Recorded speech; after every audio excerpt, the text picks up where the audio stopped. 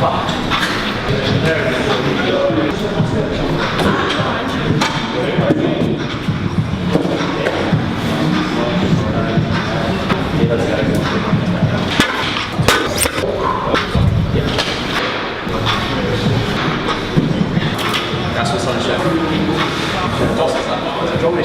guys, so just finished the workout, and just before we get into the video, I want to show you guys just something a little interesting. If you ever wondered whether or not there were any people who took steroids in your gym, you ever thought to yourself, I wonder if that guy's on steroids? Well, I'm going to show you something a little cool. There's something I like to do at the end of, well, something I like to do from time to time. Basically, from time to time, I like to play a little game. So basically, in my gym, there's a little receptacle provided for disposal of needles. So, and from time to time, I like to guess how many there are in them. So, let's have a look. There it is. Guess how many there are. Ooh, not so fast. I'll show you guys how many there were at the end. Anyway, without further ado, let's get into the video.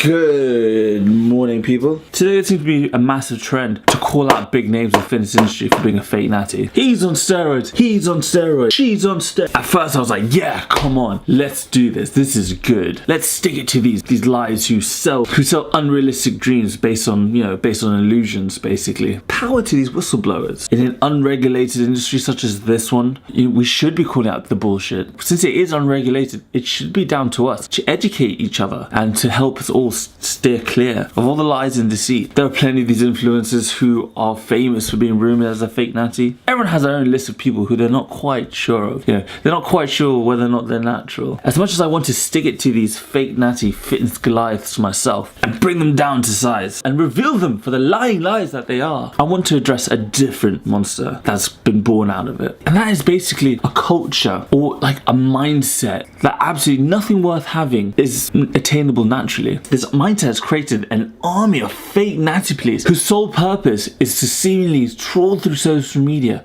and call out anyone and anything a fake natty if they have a somewhat impressive physique or strength. It's bad because it's actually really difficult to fully prove that someone is a fake natty, and photos and speculation are just not proof enough. I don't think people fully understand that calling someone a fake natty is a massive claim. You can look like absolute crap and still be on steroids. You could look like Steve Reeves, this guy, and be completely natural. The problem now is that this self-policing has gone a bit overkill.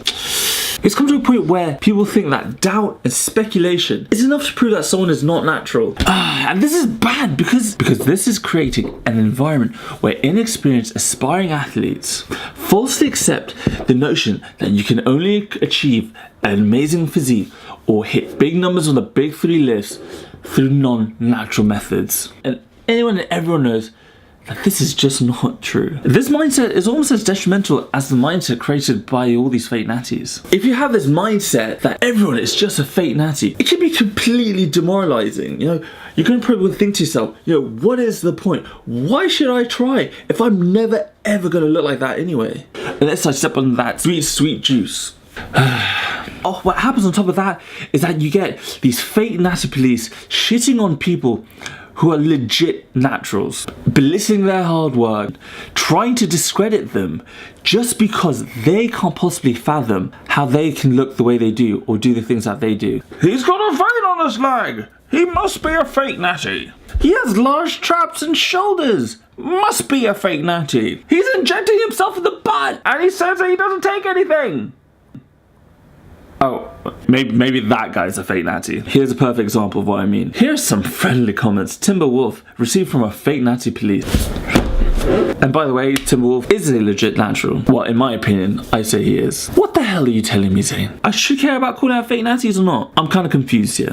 And what I'm saying is, unless you have hardcore, bulletproof evidence that person X is not natural or a fake natty, then you shouldn't be going around crying wolf. You don't get the right to devalue and belittle someone's hard work simply because you can't achieve the same. Which brings me to the crux of my video. Achieving an amazing physique and hitting big big numbers on the big lifts require hard fucking work, dedication, and sacrifice. People fail to realize that steroids don't suddenly make you stronger and more jacked without you having to do anything. You still have to put in the work. This over-sensitive policing of fake natties, I feel, is symptomatic of a far greater problem, whereby people are measuring themselves against other people. This might seem obvious to you. This is not good for your mental health, and it will inevitably just destroy your motivation to work harder in the gym. The truth is, there will always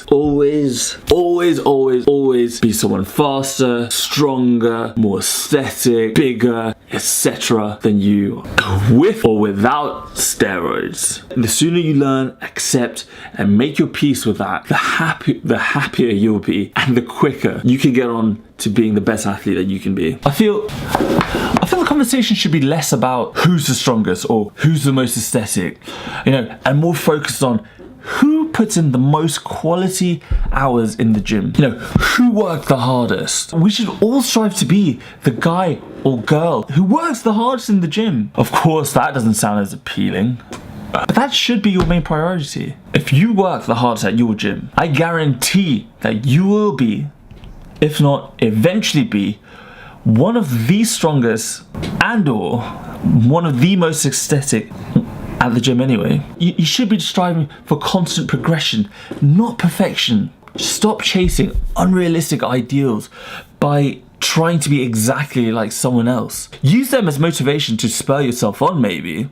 A perfect example of this: Arnold Schwarzenegger, the man, the Austrian oak, the man who's widely regarded as having the best physique of all time. He who himself had the best of the best, the top 1% of the 1% of genetics, and juiced up to the gills, Even he worked harder than anyone else to achieve what he did.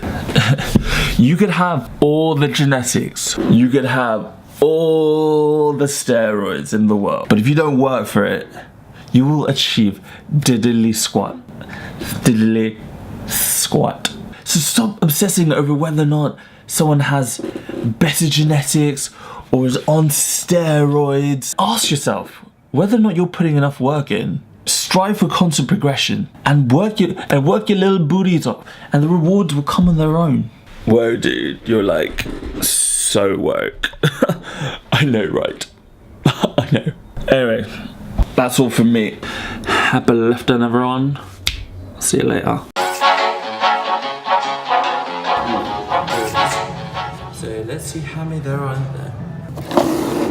So there are about 1, 2, 3, 4, 5, 6, 7 or 8.